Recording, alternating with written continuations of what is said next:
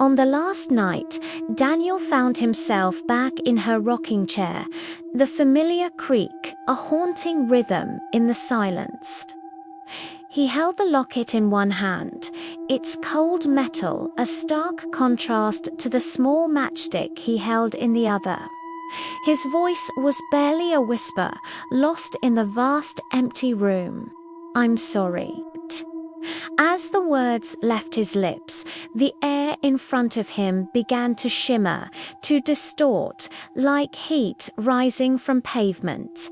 And then, from the heart of the darkness, she appeared again. But this time was different. Her face wasn't twisted in anger or spectral rage. It was soft, her features gentle, and her eyes were wet with tears that traced ghostly paths down her cheeks.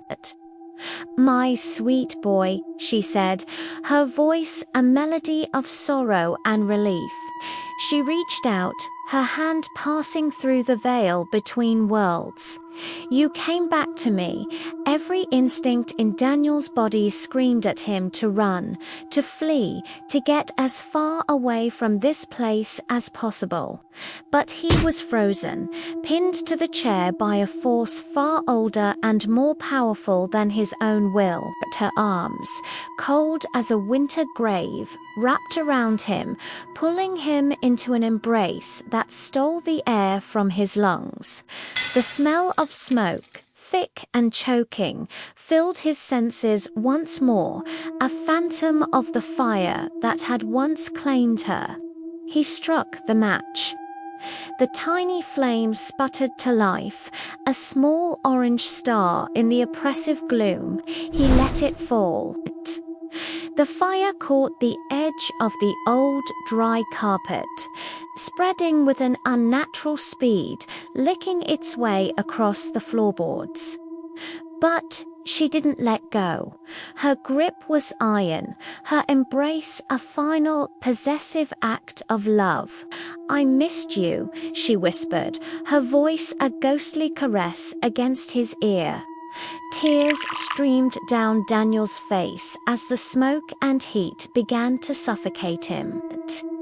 He could barely breathe, but he managed to gasp out the words he had held back for so long. "I missed you too, Mum." Hours later, the scream of sirens finally pierced the night. Fire trucks raced to the scene, but they were far too late. The old Hart house was gone, reduced to a smouldering skeleton against the dawn sky.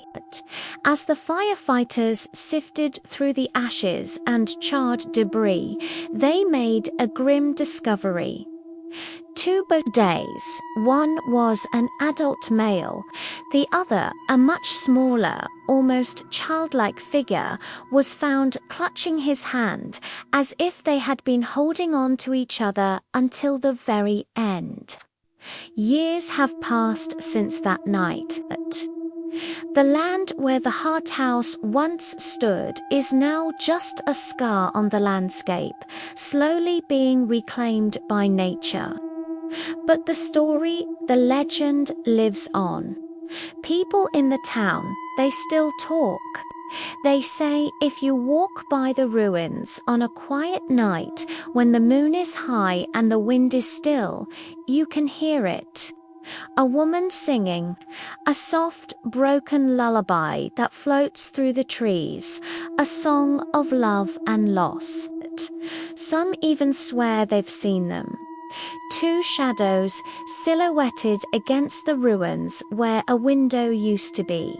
One tall, one small, sitting together, rocking back and forth in perfect, silent time. A mother and her son reunited in the ashes. No one dares to go near that place after dark anymore. They all know the story. They all know the truth, they whisper to each other as a warning. A mother's love never dies. And sometimes, if it's strong enough, it takes you with it. Thank you so much for joining me on this chilling journey. If you enjoyed this story, please don't forget to like, share, and subscribe for more tales from the shadows. Stay safe out there, and until next time, sleep well.